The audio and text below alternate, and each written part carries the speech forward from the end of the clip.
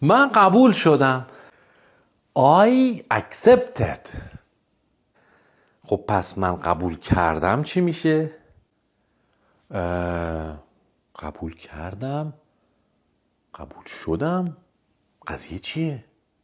قضیهش اینه. بچه یه سری فعلایی هستن قسمت دومش رو یا میگی کردم یا میگی شدم. اینایی که میگی کردم همون گذشته ساده بگو.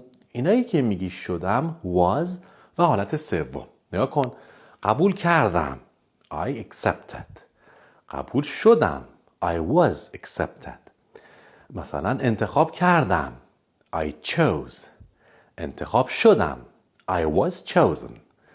تو بگو ببینم دعوت کردن میشه invite. دعوت کردم I invited. دعوت شدم I was invited.